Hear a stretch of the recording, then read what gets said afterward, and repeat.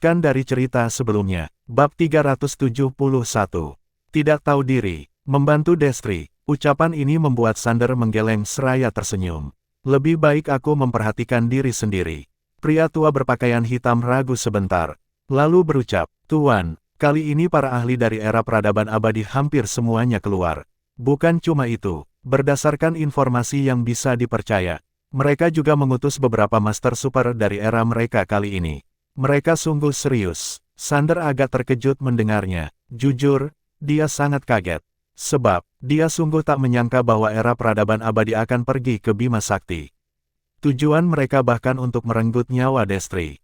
Siapa yang mengutus mereka? Seakan teringat dengan sesuatu, Sander tiba-tiba mengernyit. Alam semesta nyata menyerang, tidak. Pria itu tampak menggeleng. Sejauh ini, meski alam semesta nyata terus meningkatkan pasukannya ke medan perang dunia maya nyata, mereka belum melakukan tindakan apapun. Kami juga bingung tentang hal ini. Sander tidak berkata-kata dan merenung dalam hati. Era peradaban abadi dan alam semesta nyata bertindak pada saat yang bersamaan. Ini pasti bukan kebetulan. Apakah Rosa si wanita jahat yang melakukan ini? Orang lain mungkin tak tahu kekuatan Destri. Tetapi Rosa tahu, mungkin wanita itu telah menyusun rencana dan membuat era peradaban abadi mencari Destri. Rosa sialan, Sander agak menggeleng. Wanita ini memiliki pikiran yang dalam bak lautan. Seringkali, dia sendiri juga kebingungan. Kini, pria tua tiba-tiba berucap, Tuan, ada begitu banyak ahli era peradaban abadi yang pergi ke galaksi Bima untuk membunuh Destri. Kita sungguh tak akan membantu. Di aula gelap, selain beberapa orang tua seperti Anyo, tak banyak orang yang tahu kekuatan sebenarnya dari Destri. Orang ini belum hidup lebih dari 30 juta tahun yang lalu. Sehingga bahkan lebih tak tahu. Sander menyunggingkan senyuman ketika mendengar ucapan si pria tua. Mari kita berduka untuk mereka. Pria tua berpakaian hitam pun terdiam dan kebingungan. Sander melanjutkan, kamu bisa pergi sekarang. Setelah kembali, beritahu Anyo untuk selalu memperhatikan perkembangan alam semesta nyata. Dibandingkan dengan era peradaban abadi, dia lebih takut pada alam semesta nyata. Terutama sekarang alam semesta itu masih di bawah kendali Rosa. Pria tua memberi hormat dalam-dalam. Ketika dia hampir akan pergi, Sander tiba-tiba bertanya, apa Kaisar Yongsheng juga ke sana? Pria tua itu menggeleng. Tidak, Sander agak kecewa mendengarnya. Kaisar Yongsheng bisa-bisanya tidak pergi. Kenapa? Sander menggeleng, lalu berucap, kamu bisa pergi sekarang. Pria itu memberi hormat dan kemudian pergi. Setelah orang itu pergi, Sander melihat ke Pangeran Hui di sampingnya. Pangeran Hui menjadi sedikit tegang ketika dilihat oleh Sander. Masalah ini tak kecil. Bagaimanapun, dia adalah pembelot yang melarikan diri dari alam semesta Guanxuan. Sander mengusir, pergilah sekarang. Pangeran Hui terdiam karena agak terkejut. Sander membiarkannya begitu saja. Sander tak mengatakan apa-apa lagi. Dia menoleh ke arah Jessie di sampingnya dan berucap seraya tersenyum, Bibi Jessie, ayo kita pergi. Jessie melirik Pangeran Hui sekilas, lalu mengangguk. Baiklah, mereka segera menghilang ke langit sebagai cahaya pedang. Di tempat, Pangeran Hui merasa lega. Dia melihat sekeliling dan tersenyum. Sekarang, aku adalah Kaisar Agung. Seharusnya sudah bisa berlagak sekarang. Aku akan bertemu dengan beberapa teman lama dulu. Hahaha, usai berucap demikian, dia langsung berubah menjadi cahaya dan menghilang di langit. Di udara, Jessie dan yang lainnya menuju Sekte Tao. Di perjalanan, Jessie melihat pria itu dan berucap seraya tersenyum. Kali ini, kita mendapat hasil yang baik, kan? Sander mengangguk dan tersenyum. Hasil yang sangat besar. Sambil mengatakan itu, dia melihat Putih di sampingnya dan tersenyum. Putih benar-benar menakutkan. Kini, dia akhirnya mengerti kenapa era peradaban abadi sangat mendambakan Putih. Makhluk kecil itu tampak tidak berbahaya, tetapi kemampuannya benar-benar luar biasa. Bergabung dengan Putih sungguh menyenangkan. Ketika Sander melihat Putih, makhluk itu tersenyum lebar. Dia mengibaskan cakar kecilnya, lalu sebuah permen manisan jatuh di depan Sander. Sander tertawa terbahak-bahak. Dia mengambil permen manisan itu untuk dimakan. Jessie menatap ke kejauhan, lalu berkata pelan, entah ada berapa banyak ahli yang Kaisar Yongsheng berhasil tarik ke pihaknya. Sander berujar dengan serius, Bibi Jessie, sekarang pemilik pena Tao ditekan, dan dewa nyata terhalang oleh bencana alam semesta. Aku rasa, Kemungkinan besar tatanan alam semesta saat ini akan runtuh sepenuhnya. Jesse terlihat menggeleng. Sudah runtuh. Sander tampak kaget. Jesse berujar seraya tersenyum. Tujuan Kaisar Yongsheng adalah untuk membuat tatanan dunia ini runtuh. Dia berbeda dengan dewa nyata. Meski dewa nyata berhasil mengalahkan pemilik pena Tao, dia tidak menggulingkan tatanan yang dibuat orang itu. Yang membuat alam semesta ini memiliki aturan, kehidupan dan kematian, serta reinkarnasi. Bukan hanya itu, dia bahkan memperkuat tatanan alam semesta ini. Dia berhenti sejenak, lalu melanjutkan, sementara itu, Kaisar Yongsheng berbeda. Tujuannya adalah untuk sepenuhnya menggulingkan tatanan yang ada, dan kembali ke era peradaban abadi. Era di mana tidak ada aturan dan tatanan. Sander terdiam, raut wajahnya sungguh suram. Jesse melanjutkan, tentunya, tatanan ini bukan sesuatu yang harus kita khawatirkan sekarang. Apa yang harus kita waspadai sekarang adalah Kaisar Yongsheng. Orang ini bisa memulai sebuah era peradaban.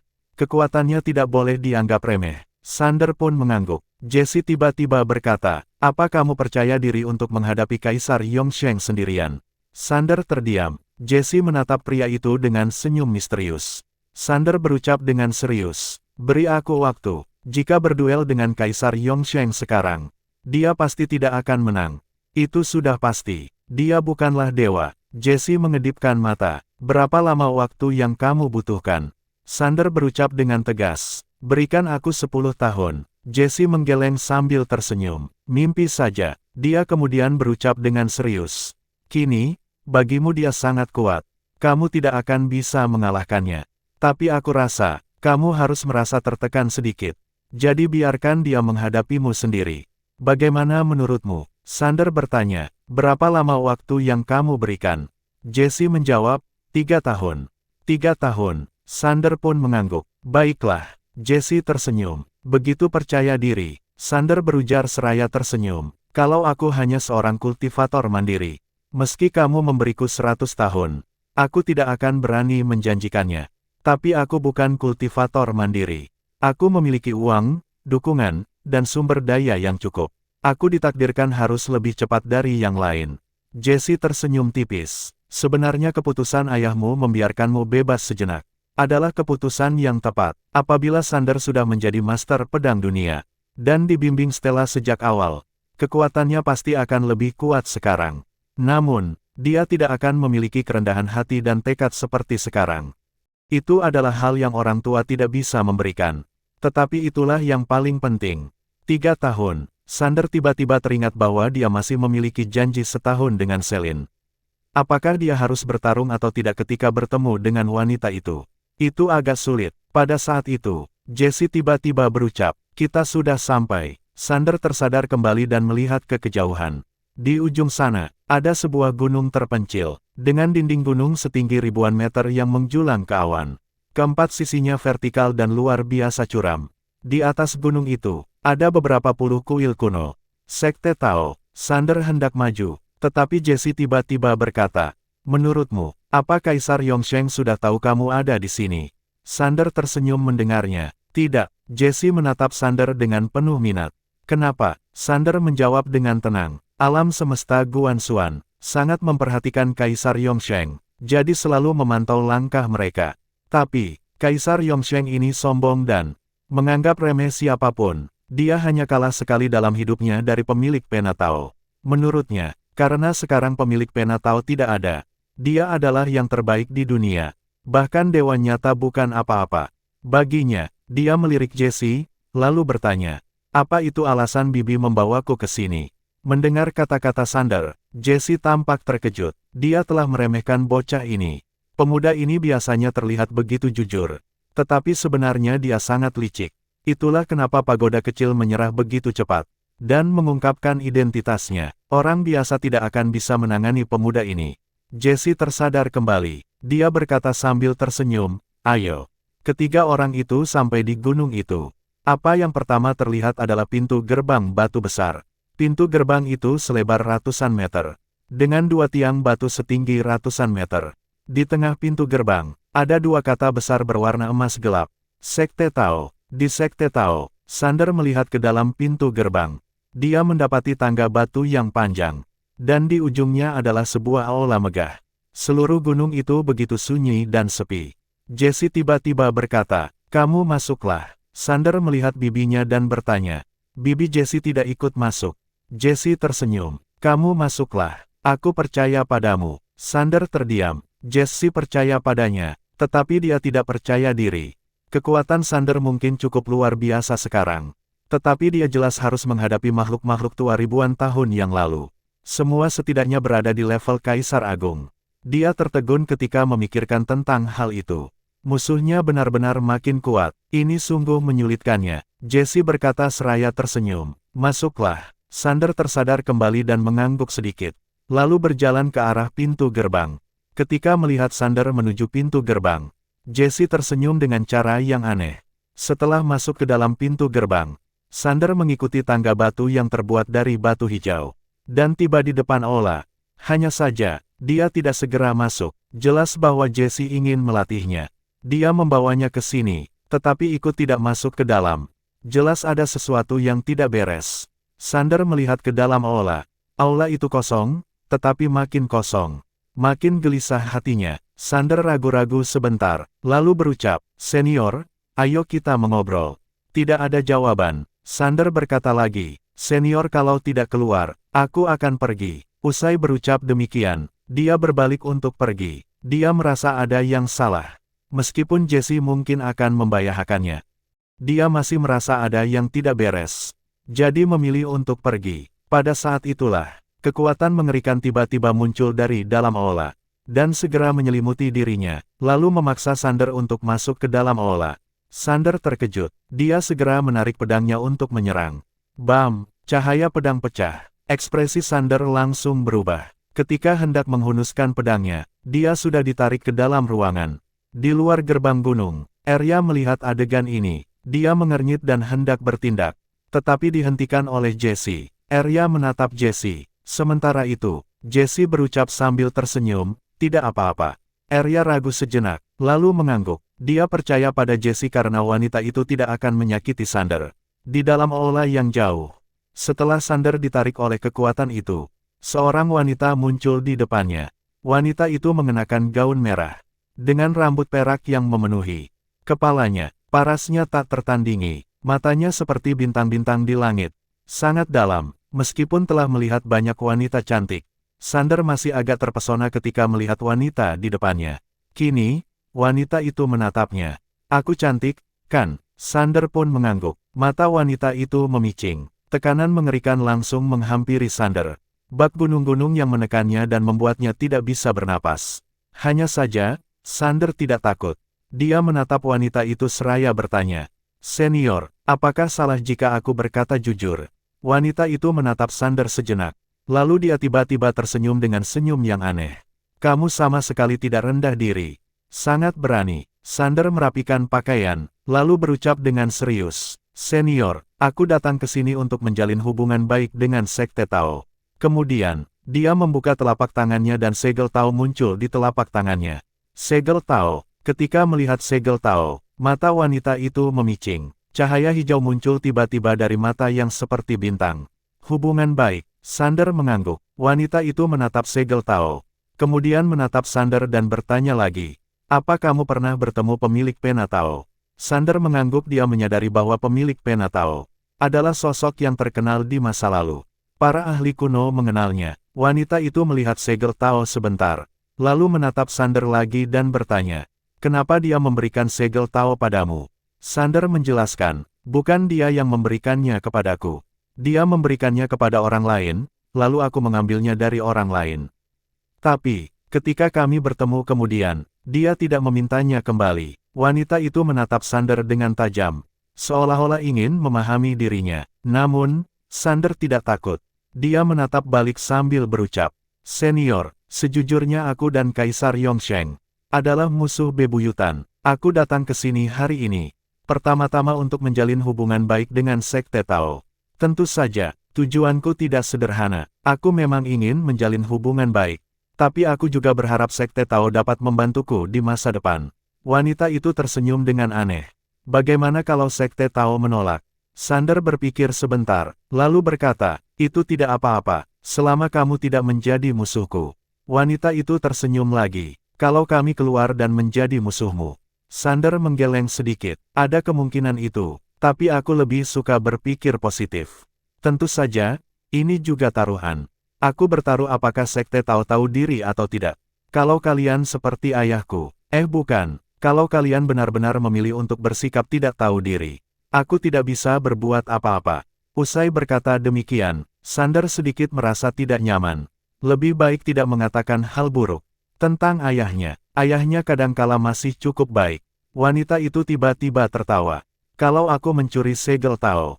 Sander berbicara dengan tenang. Kalau Nona menyukainya, silakan ambil. Ini hanya segel Tao. Wanita itu mengedipkan mata, lalu langsung mengambil segel Tao. Raut wajah Sander langsung menjadi suram. Sialan, apakah dia benar-benar akan memilih untuk bersikap tidak tahu diri? Bab 372. Menyerahkan diri untuk membalas budi. Sembari mengamati raut wajah Sander, si wanita tersenyum iseng. Kenapa? Kamu tak rela? Sander tetap diam. Jelas sekali dia tak rela. Tentunya, dia tak menduga sungguh ada orang di dunia ini yang begitu tak tahu diri. Apa dia punya kewibawaan? Di mana kebanggaan yang seharusnya dimiliki seorang ahli? Kenapa dia tak punya? Raut wajah Sander membuat dia tiba-tiba tertawa manja. Dadanya bergerak naik turun seakan-akan meledak dari pakaiannya. Tak peduli apakah yang kamu katakan benar. Pokoknya aku sudah percaya. Sander tersenyum getir dan merasa tak berdaya. Wanita ini berparas cantik dan berkekuatan luar biasa. Sayangnya, dia tak tahu diri. Ini sungguh membuatnya kebingungan. Orang itu menatap Sander sekilas. Lalu bertanya, siapa namamu? Sander menjawab, Sander. Wanita itu mengangguk. Dia berujar seraya tersenyum. Tuan Sander, kamu memberiku segel Tao dan ingin menjalin hubungan baik dengan sekteku, itu sangat mulia. Karena kamu begitu dermawan, sekteku tak bisa kikir. Kami setuju. Sander tetap diam. Dia memang sedang berpura-pura bodoh. Dia hanya bicara soal hubungan baik, tetapi tak menyebutkan soal kontribusi. Orang itu mengedipkan mata, lalu bertanya, Tuan Sander, apa kamu punya urusan lain? Sander menjawab sambil tersenyum, tidak, sekarang, karena kamu sudah mendapatkan segelnya. Keluar dari sini seharusnya mudah. Jadi, aku akan pergi sekarang. Usai mengucapkan itu, dia memberi hormat, lalu berbalik dan pergi. Wanita itu melihat Sander dengan senyum yang tak jelas. Tanpa niat untuk menahannya, Sander juga tak sengaja melambatkan langkahnya. Dia bergegas pergi dari aula besar dan menghilang di kejauhan. Di dalam aula, wanita itu terdiam. Jelas, dia tak menduga bahwa Sander akan pergi begitu saja. Di luar aula, Sander menggelengkan kepala dengan sedikit tersenyum. Orang dari sekte Tao ini bisa-bisanya memilih untuk bersikap tak tahu diri. Itu tak ada jalan keluar. Sander hampir ingin menamparkan dirinya sendiri. Lain kali, dia tak akan lagi bertaruh dengan wanita. Melihat Sander keluar, Jessie pun mendekatinya. Bagaimana? Sander tersenyum getir, lalu menceritakan apa yang terjadi. Setelah mendengarkan Sander, Jessie tiba-tiba tertawa terbahak-bahak dan hampir menangis. Arya melirik Sander dan bertanya, jadi, kamu memberikan segel Tao padanya? Sander tersenyum malu dan tidak berucap apa-apa. Arya menggeleng, kenapa bisa ada orang yang begitu jujur seperti kamu dari keluarga yang putih? Mengedipkan matanya, dia terbang mendekati Sander, tangannya menyentuh wajah Sander dengan lembut. Wajahnya penuh dengan keraguan dan sulit untuk memahaminya. Bagaimana bisa ada orang yang begitu memalukan di generasi ini? Jessie tertawa sebelum berucap, kamu mewarisi segalanya, tapi sayangnya tidak mewarisi ketidakjujuran ayahmu. Entah itu baik atau buruk. Mendengar kata-kata Jessie, Putih langsung terkesima. Tangannya bergerak dengan cepat dan makin bersemangat. Sander melihat ke arah Arya. Sementara itu, Arya dengan tenang berkata, dia bilang, ayahmu meminjam barang, tapi tidak pernah dikembalikan. Sander tersenyum getir. Alasan Putih menjadi sedikit waspada terhadapnya ternyata karena ayahnya. Ayahnya berutang di mana-mana. Jessie mengelus wajah Putih yang tidak rata. Lalu melihat ke Sander sambil tersenyum. Kamu benar-benar akan kasih dia segel Tao begitu saja? Sander tersenyum. Kalau dia benar-benar menginginkannya, untuk dia saja. Jessie hendak berkata-kata, tetapi pada saat itu, aula gemetar dan muncul segel besar di udara pada atas aula. Kemudian, segel Tao muncul tiba-tiba, dan menabrak segel besar itu. Bam! Segel besar itu hancur dan lenyap di langit. Saat itu, dari dalam aula, seorang wanita berjalan perlahan keluar. Hanya saja, pada saat ini, aura wanita itu tiba-tiba melonjak dengan gila, aura yang kuat menggetarkan bumi dan langit. Sander sangat kaget. Kekuatan wanita ini pasti melebihi kebanyakan Kaisar Agung Nasib. Jesse melihat wanita itu tanpa berkata apapun. Sander menatap wanita itu. Dia mengenakan gaun panjang berwarna putih pucat. Di gaunnya, ada gambar gunung dan air. Seperti lukisan pegunungan dan sungai yang indah. Begitu tenang dan elegan. Berhubung baru saja melepaskan segel, dia tersenyum ceria. Itu adalah senyuman yang tulus. Seakan-akan dia sedang berjalan di bawah angin musim semi. Wanita itu tiba-tiba meregangkan tubuhnya. Seiring dengan gerakan itu, tubuhnya yang sempurna terbuka terekspos di udara. Terutama bagian dadanya yang seolah-olah bisa menyokong seluruh langit. Melihat adegan itu, Sander juga terkejut. Tentu saja, dia tidak terlalu lama memperhatikan. Pada momen itu, wanita itu tiba-tiba melihat Sander dari kejauhan. Dia tersenyum tak acuh. Tuan Sander. Usai dia berkata demikian, Sander merasakan angin harum yang menusuk ke arahnya. Dalam sekejap, wanita itu sudah muncul di depannya. Sander berkata, "Selamat, Nona." Wanita itu tersenyum. "Ini semua berkat kedermawanan Tuan Sander. Kalau tidak, entah berapa lama aku akan dipenjara." Kini, Jesse tiba-tiba bertanya, "Apakah Nona disegel oleh pemilik Penatao?" Wanita itu menatap Jesse dan menjawab seraya tersenyum. "Benar." Jesse mengangguk. "Apa menurutmu dia bisa menyegelmu lagi?" Wanita itu mengernyit tanpa berkata-kata. Jesse terus menatap wanita itu. Dia berucap sambil tersenyum, "Nona, kalau kamu mendapat untung, jangan pura-pura tidak tahu. Bocah ini baik hati, tapi dia tidak bodoh. Nona yang cerdas seperti kamu pasti mengerti apa yang kumaksud, kan?" Wanita itu melirik Jesse dan Arya. Dia berucap sambil tersenyum, "Nona, jangan marah. Aku, Molita, bukan orang yang tidak tahu diri. Aku hanya ingin bercanda dengannya karena dia lucu." Usai berkata begitu, dia menatap Sander dan tersenyum. "Tuan Sander, untuk mengucapkan terima kasih karena kamu sudah menyelamatkanku. Aku memutuskan untuk membalas budi." Jesse bertanya seraya tersenyum. "Dengan tubuhmu." Sander merasa malu mendengarnya. Dia segera menimpali bibi Jesse. Jesse menatap Sander dengan tajam. "Ayahmu terlalu licik. Kamu terlalu baik hati, terutama dalam urusan wanita. Kamu seharusnya mewarisi 10% dari kelicikan ayahmu." Usai berkata begitu, dia teringat dengan sesuatu, kemudian menggelengkan kepala. "Tidak, ayahmu bukan hidung belang lagi. Dia sudah menjadi pria brengsek." Sander hanya tersenyum malu, tidak berani berkata apa-apa. Dia tahu, bibi di depannya memiliki identitas yang sangat istimewa. Kalaupun ayahnya ada di sini, mungkin dia juga tidak akan berani berkomentar. Sementara itu, Sander cukup mendengarkan. Bagaimanapun, di kediaman Yang, dia hanya seorang cucu. Pada saat itu, wanita itu tiba-tiba berkata, "Tubuh." Usai mengatakan itu, dia menilai Sander. Wajahnya tiba-tiba menjadi lebih manis. Tuan Sander sangat berbakat dan identitasnya tidak biasa. Kalau dia tidak keberatan, aku tidak masalah untuk menyerahkan diri. Setelah berkata demikian, dia bahkan melemparkan tatapan merayu ke arah Sander. Wanita itu benar-benar menawan, menggoda, dan membuat darah membara. Wanita perayu. Pada saat itu, Arya tiba-tiba menghantam dengan tinju. Raut wajah si wanita berubah. Lalu dia mengibaskan lengannya. Bam! Seiring terdengarnya bunyi gemuruh, Molita langsung terpental ke pintu aula. Setelah berhenti, ekspresinya sangat terkejut. Kekuatan yang luar biasa. Arya menatap Molita. "Jangan kira karena payudaramu besar, aku tidak berani menghajarmu." Molita tersenyum, lalu menatap Sander dengan aneh. Asal-usul pemuda ini sangat tidak biasa. Molita berucap sambil tersenyum. "Tuan Sander, untuk mengucapkan terima kasih karena kamu sudah menyelamatkanku. Aku memutuskan untuk membalas budi. Aku akan membawamu ke Istana Tao untuk mengambil harta karun." Sander bertanya sambil mengerit.